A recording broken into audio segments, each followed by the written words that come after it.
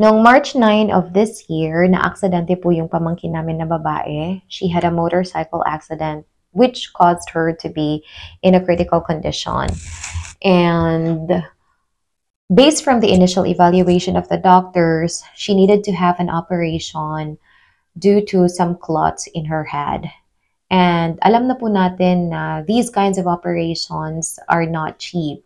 We need to prepare a certain amount of money for the procedure. So, yung ginawa ko po, I posted something from my personal Facebook account asking for help from my Facebook friends, family, and relatives.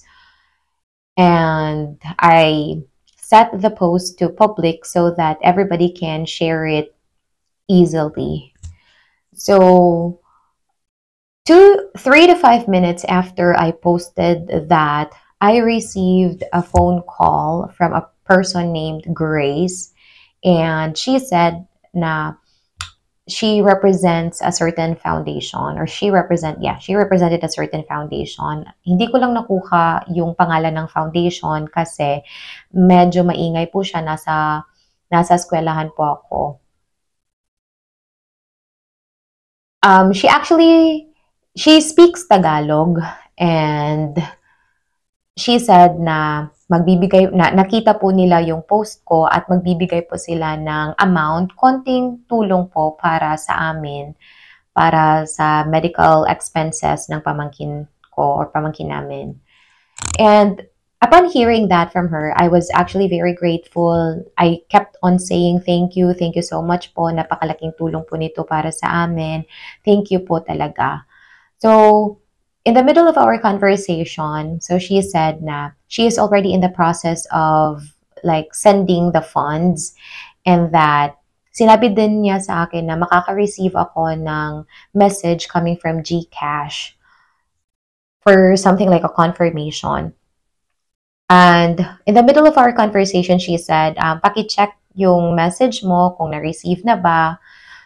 And yes, I actually received a message coming from GCash, and it was the first thing that I saw was this, yung OTP.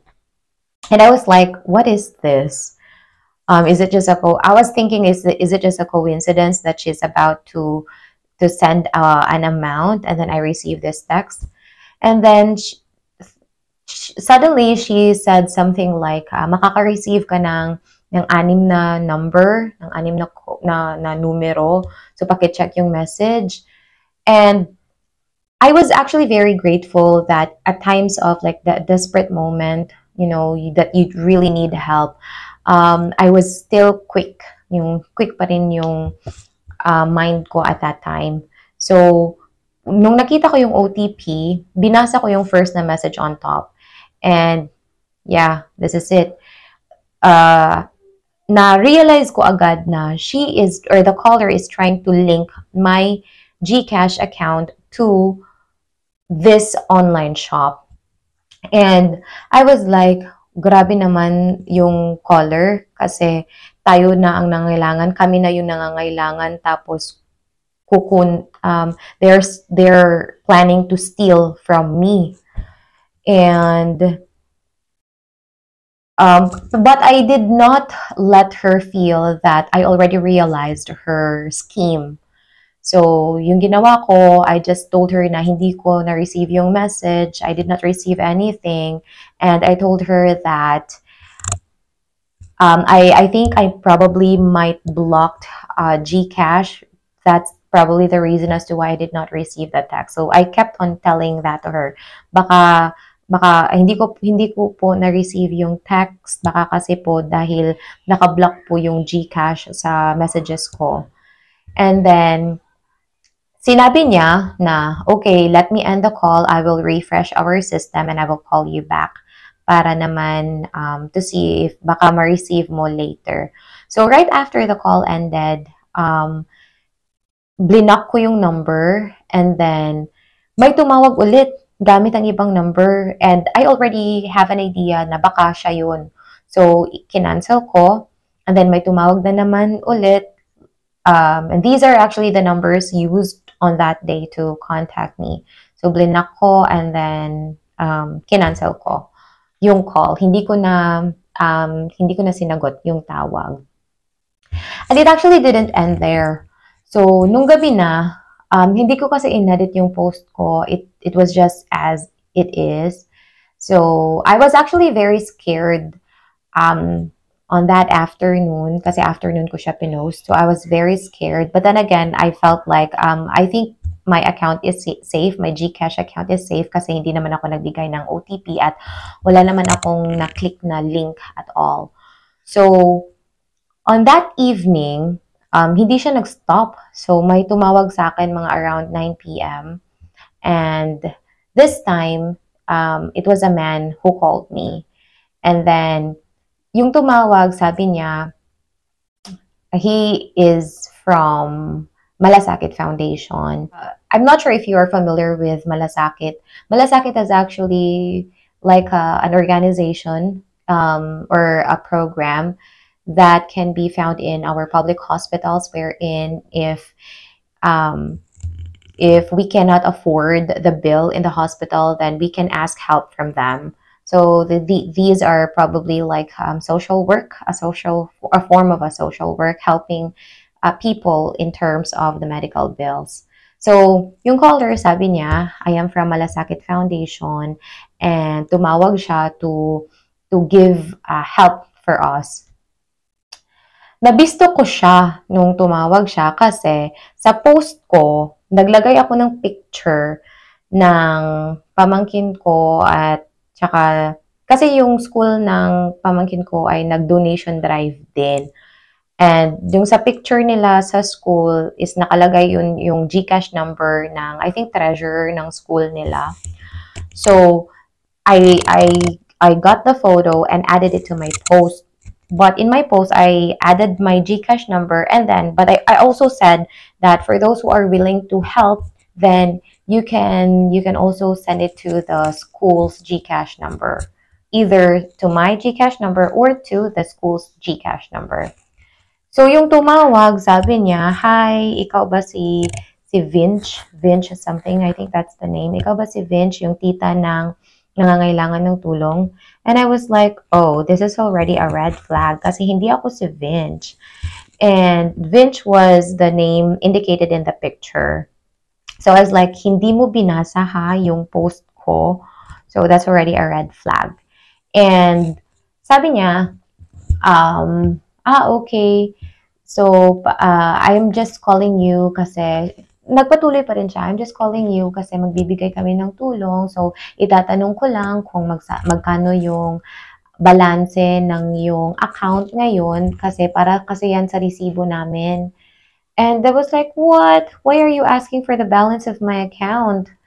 I worked for a bank before, and you are not allowed to ask the balance from your clients or customers. So I already know that. I already know that stuff.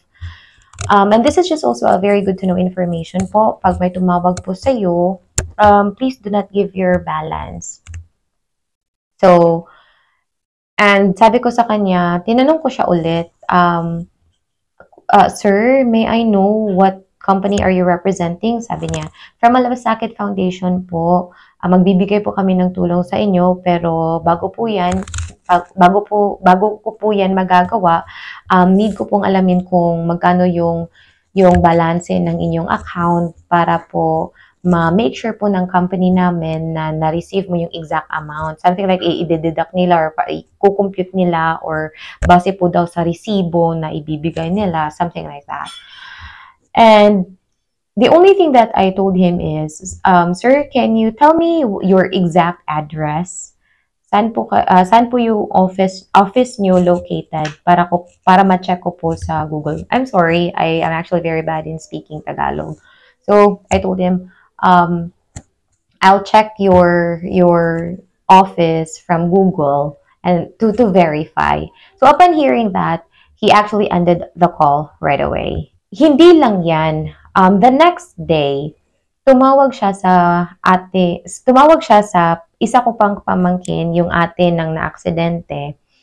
At ang galing niya gumawa ng script. Yung sabi niya, Hi, I am from blah blah blah. I just actually forgot I forgot the name, but I'm blah blah blah from Malasakit Foundation. Na-refer ka ni Marie, which is me. Na-refer ka ni Marie sa akin kasi nangangailangan daw kayo ng tulong, blah blah blah, this and that.